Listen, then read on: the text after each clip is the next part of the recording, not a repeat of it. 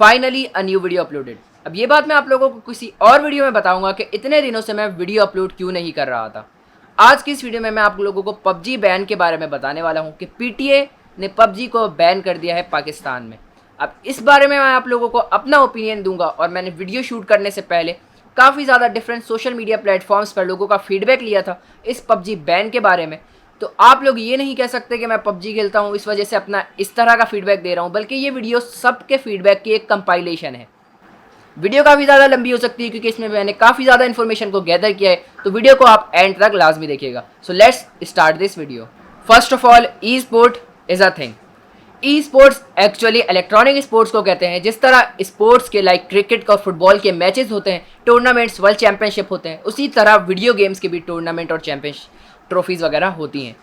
तो PUBG mobile से पहले पाकिस्तान में ई स्पोर्ट्स का लोगों को इतना नहीं पता था। पहले भी कुछ ई स्पोर्ट्स मैचेस होते थे, काउंटर स्ट्राइक, डोटा वगैरह के, लेकिन इस तरह लोगों को नहीं पता था जितना पबजी मोबाइल के आने के बाद लोगों को पता चला है।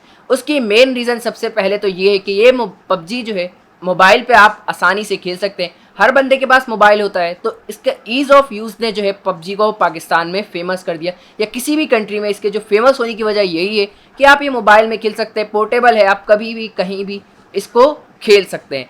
और इसकी वजह से पाकिस्तान में ई स्पोर्ट्स के बारे में काफ़ी ज़्यादा लोगों को पता चलने लगा कि गेमिंग के ज़रिए भी जो है पैसे कमाए जाते हैं, या गेमिंग करके भी टूर्नामेंट्स में पार्ट लिया जाता है, या इसे एक कोई करियर और प्रोफेशन भी बना सकता है। पबजी मोबाइल के लिए आपको किसी एक हाई एंड पीसी की ज़रूरत नहीं होती, बल्कि ये एक even mid range mobile phone में भी काफ़ी अच्छे से परफॉर्म कर लेता है।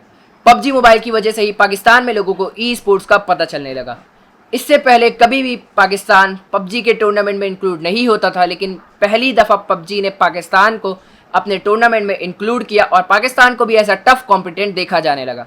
हमारे पाकिस्तान से free style team free style जो है पाकिस्तान को रिप्रेजेंट करने इंटरनेशनल लेवल पे जा रही थी वर्ल्ड लीग खेलने के लिए। मतलब वर्ल्ड लीग में जो है वो पार्ट ले रही थी। वर्ल्ड लीग में वो इंटर हो चुके हैं पाकिस्तान को रिप्रेजेंट करने के लिए। जो पाकिस्तान से सिर्फ एक टीम गई है वर्ल्ड लीग में, वो है टीम फ्री स्टाइल। तो ये जो है वर्ल्ड लीग में पार्ट ले रही थी और इंटरनेशनल लेवल पे पाकिस्तान को रिप्रेजेंट करने वाले थे, लेकिन अब पबजी बैन कर दिया गया है, तो मुझे नहीं लगता कि ये लोग वर्ल्ड लीग में खेल सकेंगे।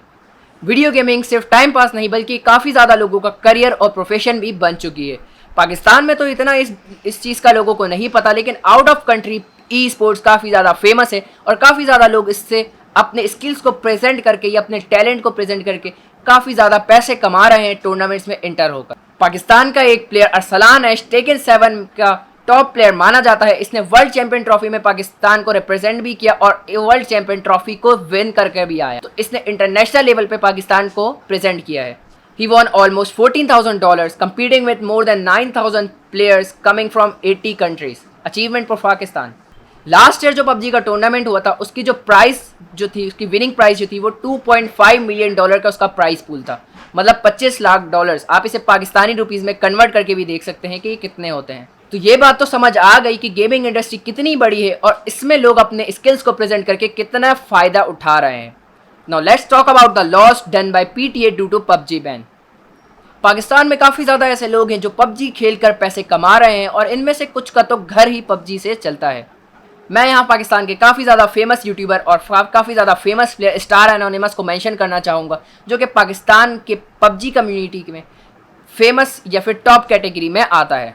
इसके मोर देन 8 लाख सब्सक्राइबर्स भी हैं। तो इस गेम को तो बैन कर दिया गया, लेकिन उन लोगों का क्या जिनका ये करियर था या जिनका ये प्रोफेशन था। अब कुछ लोग कहेंगे कि गेम ही तो थी, कोई दूसरी गेम खेल ले। तो मैं आपको इस बात का भी जवाब दे दूं कि 2-3 साल लगाकर प्रोफेशनल प्लेयर्स जो है स्किल्स डेवलप करते हैं किसी गेम पे, ताकि वो प्रोफेशनली जो है माने जाएं। अपने आप को मतलब अच्छा करने के लिए, इस गेम में अपने आप को डेवलप करने के लिए वो इतने साल लगा देते हैं एक गेम के ऊपर, ताकि उनके जो है अच्छे मतलब गेम प्ले अच्छा हो सके। अब ऑल ऑफ सडन अगर किसी गेम को बैन कर दिया गया, तो वो किस गेम के ऊपर शिफ्ट होंगे और क्या वो प्रोफेशनली शिफ्ट हो पाएंगे? ऐसा तो बिल्कुल भी नहीं है कि अब कोई नया गेम स्टार्ट हो और वो उसे खेलना शुरू कर दें और काफ़ी ज़्यादा स्किल्स आ जाए उनके पास फ़ौरन से ही। तो ऐसा बिल्कुल भी नहीं है। इस पर 2-3 साल लोगों ने लगाया है, इतने साल लगाए हैं इसके ऊपर, पबजी पे खेलने के ऊपर, और काफ़ी ज़्यादा इससे अपना मतलब करियर को आगे बढ़ा रहे थे, और अचानक से इसको बैन कर दिया जाए तो ये बिल्कुल बात ठीक नहीं है। तो इन लोगों को तो बहुत ज़्यादा नुकसान हुआ है। पाकिस्तान में काफ़ी ज़्यादा लोग कॉम्पिटिटिव गेम प्ले खेलते हैं और इनमें से काफ़ी ज़्यादा लोग इंटरनेशनल लेवल पे पाकिस्तान को रिप्रेजेंट भी करते हैं। लेकिन अब इस बैन के बाद हर बंदा पाकिस्तान कोई कॉम्पिटिटिव खेलने के लिए काफ़ी बार सोचेगा। ये बात तो थी कि प्लेयर्स के लॉस की। अब बात करते हैं कि इससे कंट्री को क्या लॉस हुआ है। पबजी मोबाइल या किसी भी गेम का अगर कोई टूर्नामेंट होता है, काफ़ी ज़्यादा ब्रांड इस पे इन्वेस्ट करती है और इसे प्रमोट करती है। इसी तरह पाकिस्तान में ड्यू वालों ने एक ड्यू गेमिंग अरीना करवाया था, जिसमें पबजी मोबाइल का टूर्नामेंट रखा था और 50 लाख प्राइज मनी तक जो है प्लेयर्स को दिया है। तो इस बात से आप अंदाज़ा लगा सकते हैं कि ब्रांड्स कितनी ज़्यादा इन्वेस्टमेंट करती है। अब आप इसको सोचें कि कोई इंटरनेशनल लेवल पे बंदा, कोई पाकिस्तानी प्लेयर इंटरनेशनल लेवल पे अच्छा कर आता है, तो उस प्लेयर पे इन्वेस्ट करने के लिए कितने ज़्यादा ब्रांड्स जो है आएंगी। अल्टीमेटली पाकिस्तान में ब्रांड्स आएंगी और डॉलर जो है लगाएंगी किसी प्लेयर पे, या फिर इसके स्किल्स को डेवलप करने के लिए, इस ट्रेंड को डेवलप करने के लिए अपने इन्वेस्टमेंट करेगी। और अब क्योंकि पबजी को बैन कर दिया है पाकिस्तान में, तो कोई भी ब्रांड या कोई भी कंपनी पाकिस्तान में इन्वेस्ट करने से पहले काफ़ी दफ़ा सोचेगी कि कहीं उन्हें भी बैन ना कर दिया जाए। अब बात कर लेते हैं कि हाउ टू ओवरकम दिस एडिक्टनेस। तो सबसे पहले तो मैं यही कहूँगा कि अगर कोई बच्चा बहुत ज़्यादा गेमिंग कर रहा है, तो इसमें सबसे पहले तो उसके पेरेंट्स की गलती है, एंड देन हमारे एजुकेशन सिस्टम की, क्योंकि हमें कुछ और करने ही नहीं दिया जाता। क्योंकि अगर आप जब अपने बच्चों को या फिर किसी स्टूडेंट को जब क्रिएटिविटी की तरफ लेकर ही नहीं जाएंगे, तो वो कुछ और काम क्या करेगा। हमारा एजुकेशन सिस्टम सिर्फ बच्चों को रट्टा लगवाता रहता है, और जब रट्टा लगाने के बाद भी किसी बच्चे के मार्क्स कम आ जाते हैं, तो वो इसी बात को लेकर परेशान हो जाता है कि उसके मार्क्स कम आ गए, अब क्या होगा। लेकिन उसके टीचर या उसके पेरेंट्स ये नहीं देखते हैं कि उसके कौन से सब्जेक्ट में मार्क्स अच्छे हैं, किस में उसका इंटरेस्ट ज़्यादा है, ताकि उसे उसी काम में लगाया जाए जिसमें उसका इंटरेस्ट हो, फिर वो अच्छे से परफॉर्म भी कर सके।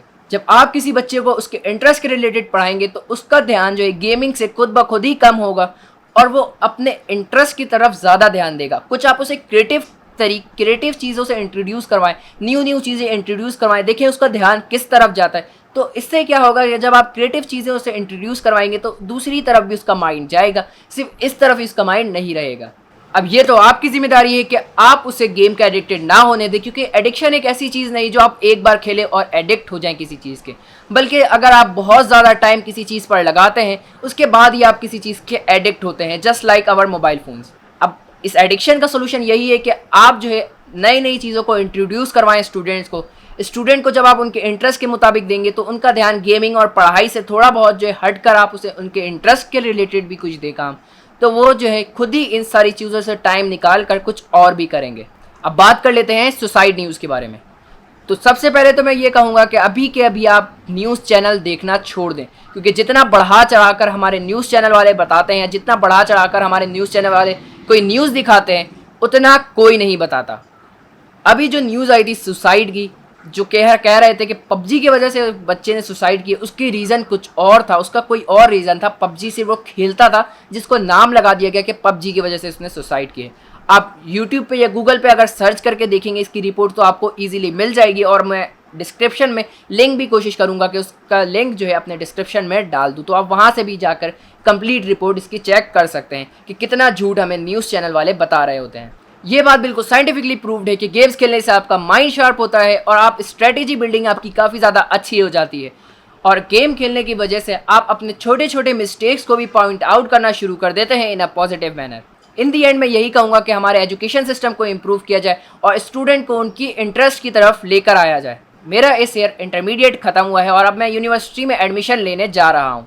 मैंने अपने सेक्शन में या अपने कॉलेज में काफ़ी ज़्यादा ऐसे बच्चों को देखा है जिनका फील्ड में कोई इंटरेस्ट नहीं होता। मैंने कंप्यूटर साइंस में इंटरमीडिएट में कंप्यूटर साइंस लिया था, और काफ़ी ज़्यादा ऐसे बच्चों को देखा है जिनका फील्ड में कोई इंटरेस्ट नहीं होता। इस वजह से आते हैं वो सिर्फ कि उनकी परसेंटेज कम थी, या फिर बस शौक में ले लेते हैं, फील्ड में कोई उनका इंटरेस्ट नहीं होता है, या फिर देख के किसी को ले लेते हैं। मोस्टली जिन बच्चों का मैट्रिक के एग्ज़ाम ख़त्म होते हैं, उनके पेरेंट्स या घर वाले हमेशा यही कहते हैं इंजीनियरिंग लेना, मेडिकल लेना। कोई ये नहीं कहता कि कंप्यूटर साइंस ले लेना, कॉमर्स ले लेना या आर्ट्स ले लेना। मैं अब आपको अपना पर्सनल एक्सपीरियंस बताता हूँ। मैंने इंटरमीडिएट में कंप्यूटर साइंस ली थी। मेरे पेरेंट्स तो सारे एग्री थे, क्योंकि उन्हें पता था कि मैं अपने पैशन को या अपने इंटरेस्ट को फॉलो कर रहा हूँ। लेकिन अगर किसी अननोन पर्सन को मैं ये बात बताऊँगा कि मैंने कंप्यूटर साइंस ली है, तो सबसे पहले उसका सवाल जो है यही होगा कि इंजीनियरिंग क्यों नहीं ली, परसेंटेज कम थी। लोग अभी तक पैसों के पीछे सिर्फ लगे हुए हैं कि इस फील्ड में ज़्यादा पैसा है, इस फील्ड का स्कोप ज़्यादा है। वो ये नहीं देख रहे कि उनका इंटरेस्ट किस चीज़ पर है।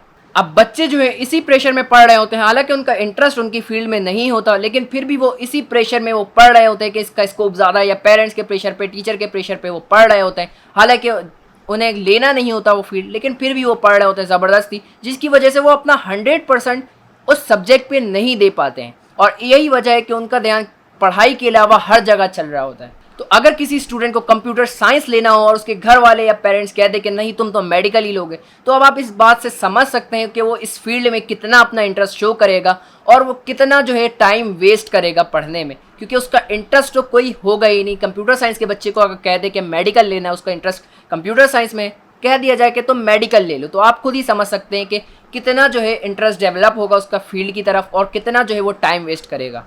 और फिर पेरेंट्स ये कहते हैं कि हमारा बच्चा पढ़ाई नहीं कर रहा, सिर्फ दिन भर गेम खेल रहा है, तो उसके लिए मैं ये कहूँगा कि आप अपने बच्चों को अपॉर्चुनिटी देकर देखें, उनके लिए अलग चीज़ें इंट्रोड्यूस करवाएं, ताकि उन्हें गेमिंग का भी मौका दें, पढ़ाई का भी मौका दें और उन्हें उनके इंटरेस्ट के लिए भी टाइम दिया जाए।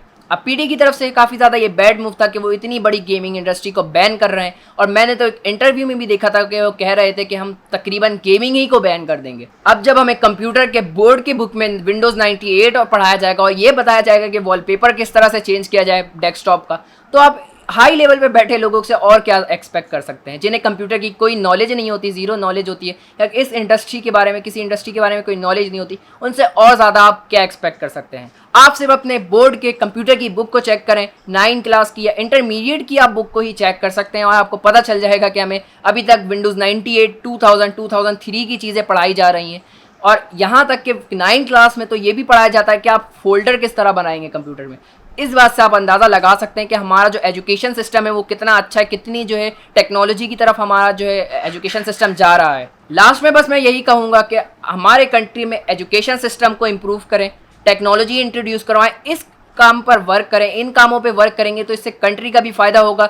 लाजमी तौर पर नए नए इंटरेस्ट आएंगे, ज़्यादा से ज़्यादा जो है इसमें लोगों का इंटरेस्ट शो होगा, तो ज़्यादा से ज़्यादा मुल्क जो है वो प्रोग्रेस कर सकेगा। ना कि आप पबजी को या वीपीएन को बैन कर दें, जो चीज़ समझ ना आए आप उसे बैन ही कर दें। अब वीपीएन के बारे में मैं आपको किसी और वीडियो में बताऊँगा, क्योंकि अगर इस वीडियो में मैंने आपको बताया वीपीएन के बारे में तो वीडियो काफ़ी ज़्यादा लंबी हो जाएगी। इस वीडियो को बनाने में काफ़ी ज़्यादा टाइम लगा है और काफ़ी ज़्यादा इन्फॉर्मेशन गैदर करनी पड़ी है इस वीडियो को बनाने के लिए। हो सकता है कुछ ऐसे पॉइंट्स हो जो कि मैंने इस वीडियो में इंक्लूड नहीं किए, क्योंकि वीडियो ऐसे ही काफ़ी ज़्यादा लंबी हो गई थी, और मैं एक्स्ट्रा कोई पॉइंट इंक्लूड करता तो वीडियो की जो लेंथ है काफ़ी ज़्यादा लंबी हो जाती है और लोग पूरी वीडियो नहीं देखते। उम्मीद है कि आपको ये वीडियो समझ आ गई होगी, और अगर कोई चीज़ समझ नहीं आती किसी को तो उसका हल ये नहीं होता कि उसे बैन कर दिया जाए। That's it.